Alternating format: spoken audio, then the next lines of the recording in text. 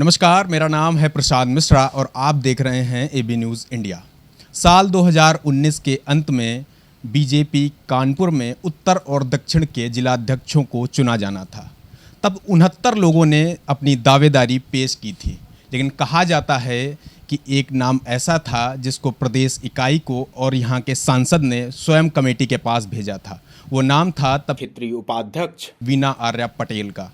आज वीना आर्या पटेल कानपुर दक्षिण की जिलाध्यक्ष बन चुकी हैं और हमारे साथ हैं। वीना जी, आपका बहुत बहुत स्वागत है। Thank you. वीना जी, आप अपने राजनीतिक सफ़र को किस तरीके से देखती हैं? आप यहाँ तक पहुँची हैं, इतनी बड़ी नेता बनी हैं, तो किस तरीके से अपने राजनीतिक सफ़र को देखती हैं?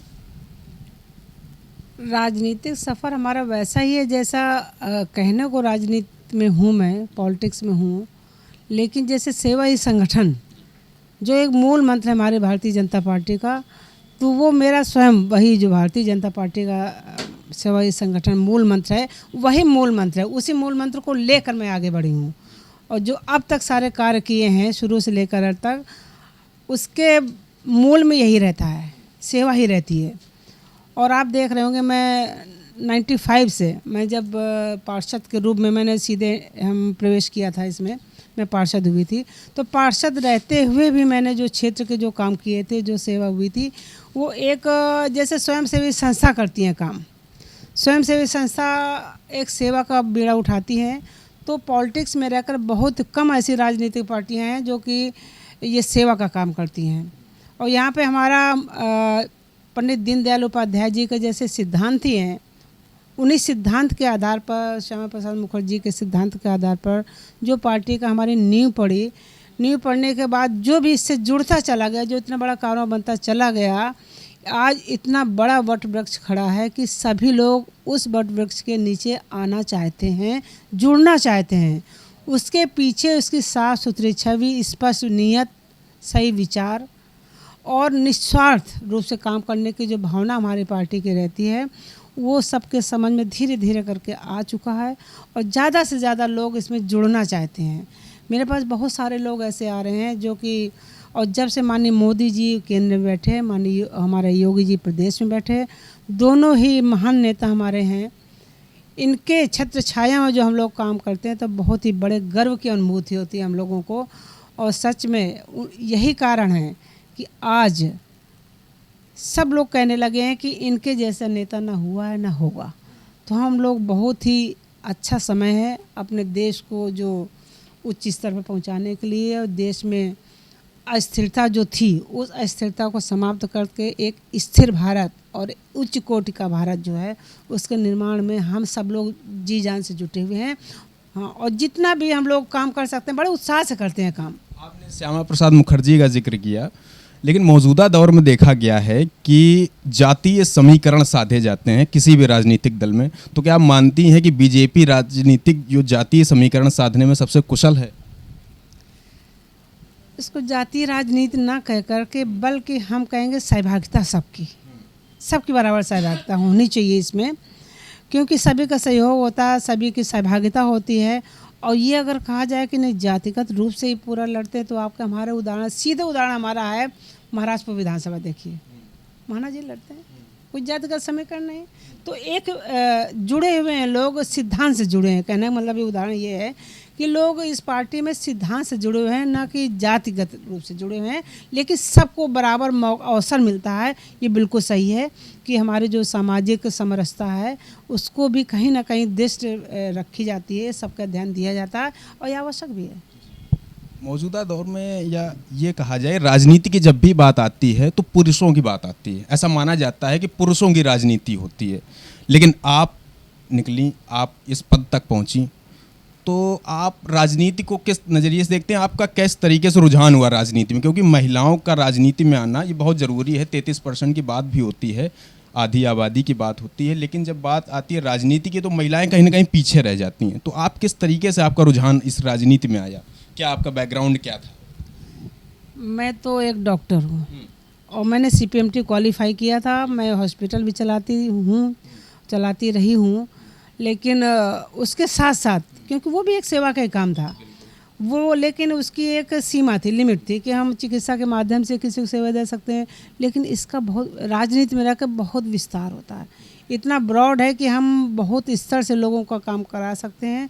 और एक साफ़ सुथरी छवि के लोग जब राजनीति में आएंगे तो बहुत सारी ऐसी चीज़ें जिनको लाभ, हम जिनको मिलना चाहिए उनको सबको लाभ दिला सकते हैं और दिलाते भी हैं। यही इसकी भारतीय जनता पार्टी में खासियत है। आप देख रहे होंगे कि अन्य पार्टियों में महिलाओं की संख्या नगण्य होती है और भारतीय जनता पार्टी में इतनी संख्या है महिलाओं की कि आज अगर हम कहें कि इतनी जुड़ी महिलाएं कि हमको एक कोई सम्मेलन करना है, कोई मीटिंग करना है, कोई एकत्रीकरण करना है कि अगर 500,000 रुपये महिलाओं को करना है, तुरंत आ जाएंगी, तुरंत जुड़ जाएंगी। ये इसकी साफ़ सुथरी छवि ही है पार्टी की कि महिलाओं को आकर्षित करता है कि कहीं ना कहीं हम भी इसमें रह करके सेवा कर सकते हैं, अपना जो अंदर की उनकी प्रतिभा उसको भी निखार सकते हैं कि सिर्फ घर के चूल्हा चौका से निकल करके हम अपनी भूमिका भी अदा कर सकते हैं। तो भूमिका अदा कर रही हैं और देखिए बहुत अच्छा काम कर रही हैं, यहाँ से लेकर केंद्र तक सब जगह। डॉक्टर वीना आर्या पटेल कैसे राजनीति की यहाँ तक खिलाड़ी बन गई और यहाँ तक कैसे पहुँची, ये बड़ा सवाल है। क्यों, रुझान कैसे हुआ बीजेपी की तरफ, आप किस तरीके से बीजेपी की तरफ रुझान हुआ और राजनीति में कैसे आपने सोचा कि हम राजनीति में चलते हैं? शुरुआती रुझान तो मेरा बिल्कुल नहीं था एक्चुअली। मैं सीधे प्रैक्टिस करती थी। मैं बिल्कुल बहुत कम एज की, 28 साल की एज थी मेरे। मैं प्रैक्टिस करती थी सीधे। हमारी जो जिस वार्ड में मैं रहती थी तो उसमें वो पार्षद सीट हो गए पिछड़ी महिला। तो पार्षद ग्रुप में हमको वहाँ के लोगों ने कहा आप करिए, आइए, सामने आइए। तो पहले मैंने बिल्कुल स्पष्ट मना किया था कि मैं उसका ABCD नहीं जानती थी, कुछ भी नहीं जानती थी।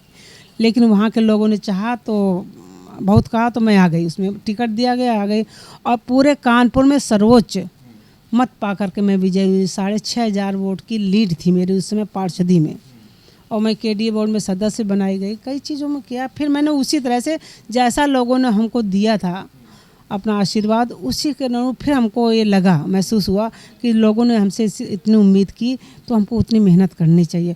फिर उस तरह से रुझान बनता चला गया काम करने का। हमको अच्छा रिजल्ट मिलता गया, लोग खुश होते गए तो रुझान चला गया।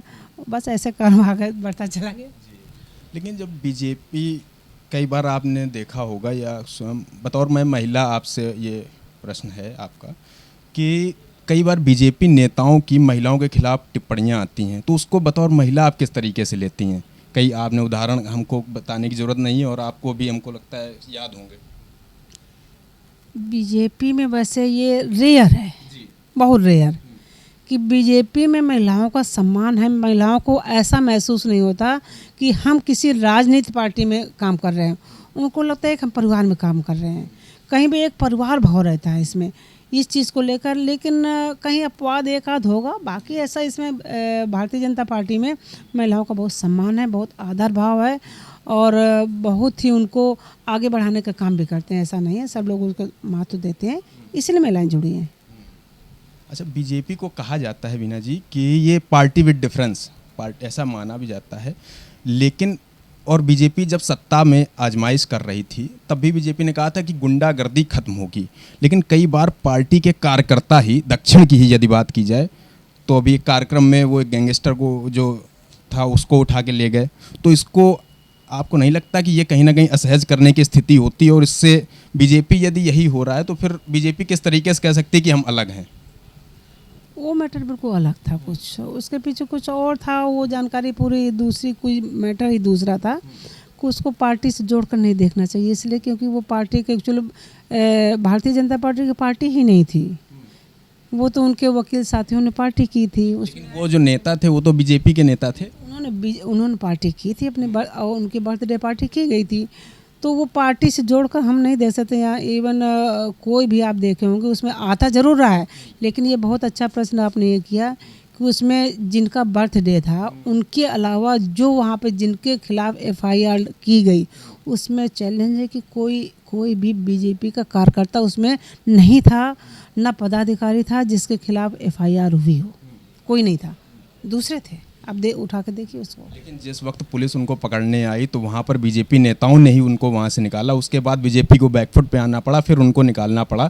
तो ये पूरी स्थिति को आप क्या डिफेंड कर रही हैं या आप इस मानती हैं कि ये कहीं ना कहीं गलत हुआ? नहीं, डिफेंड नहीं कर रही हूँ मैं इस चीज़ को, लेकिन कुछ ऐसे सर्कमस्टांसेस वहाँ पे हुए थे, मैंने देखा उस चीज़ को थोड़ा सा बारीकी से। तो लेकिन हमारे जैसे कहा जाए बीजेपी के नेता, तो जैसे मैंने अभी कहा ना कि उनके अलावा और कोई बीजेपी का नेता वहाँ नहीं था जो छुड़ाने का करने का काम, लेटने का काम किया, वो नहीं था बीजेपी का नेता, नहीं था, कोई नहीं था। वो तो उनकी पार्टी थी, जन्मदिन पार्टी, उनको तो रहना ही था, बाकी कोई नहीं था ऐसा। 2022 में विधानसभा चुनाव है और दक्षिण के जितने भी विधायक हैं आपके क्षेत्र के आते हैं, उनको आप बड़े नज़दीकी से उनके काम को देख रही होंगी, तो आप क्या मानती हैं दक्षिण में कितनी सीटें निकलेंगी? दक्षिण में इस बार 3 सीट निकलेंगी हमारी, निश्चित रूप से। लेकिन कहीं ना कहीं विधायकों के प्रति थोड़ा रोष भी है। अभी देखा गया कि एक विधायक का घर घेरा गया, तो आप मानती हैं कि वो निकल जाएगी सीट एक, क्योंकि उसमें टफ फाइट है? देखिए, पार्टी संगठन के तरफ से इतनी मजबूती अंदर से की जा रही है संगठन का काम, कि उसमें कहीं भी कमी नहीं रखी जा रही है। और ये छोटी मोटी चीज़ें जब होती हैं, वो तो राजनीतिक पार्टी का तो होता है सामाजिक, लेकिन कहीं कमजोरी नहीं है। सीटें 100% निकलेंगी, तीनों निकलेंगी, इसमें कोई भी इफ बट नहीं है। यानी जनता को मोदी और योगी के काम पर यकीन है? बिल्कुल बिल्कुल, माननीय मोदी जी, माननीय योगी जी का को सबने सराहा है, सबने स्वीकारा है। उनके ही शक्ति से हम लोग उनके पीछे चल रहे हैं, और ये हमारा बहुत बड़ा सौभाग्य है कि हमको उनके साथ काम करने का अवसर मिला है। और हम लोग इससे हमारी ऊर्जा दुगनी होकर के हमारी पूरी टीम, ज़िले की टीम, आप देखिए ज़िले की टीम हो या मंडल की टीम, दिन रात लगी रहती है कि किस तरह से अगर वहाँ से निर्देश आते हैं कैसे हम उनको पूरा करें। देख रहे होंगे सुबह से लेकर शाम तक निर्वहन करते हैं, तो निश्चित रूप से इसका परिणाम तो मिलेगा ही मिलेगा। मोदी जी की आपने बात की, तो मैं आपसे, आप पार्टी नेता के तौर पर नहीं, महिला के तौर पर पूछूंगा। जब 2014 में मोदी जी सत्ता पे आने वाले थे, तो महिलाओं का उनको बहुत साथ मिला था, और महिलाएं वो खास तौर पर जो गृहिणियां हैं। लेकिन मौजूदा दौर में पेट्रोल और एलपीजी के दाम महंगे हो रहे हैं, तो क्या बीजेपी नेताओं के घर में भी बात होती है कि एलपीजी के दाम इतने महंगे हो गए हैं? आपके घर में ऐसी बात होती है कि ये सिलेंडर इतना महंगा हो गया, अब कैसे लिया जाए? देखिए, जब इतने बड़े बड़े अचीवमेंट मिल गए हैं, धारा 370 समाप्त होना, राम मंदिर का बनना, इतने बड़े बड़े अचीवमेंट के सामने ये छोटी मोटी चीज़ें महिलाएं भी समझती हैं, इसको कभी जिक्र नहीं करती बिल्कुल इस चीज़ को, खामोशी से, क्योंकि ऐसा ये तो ऊपर नीचे रहता है।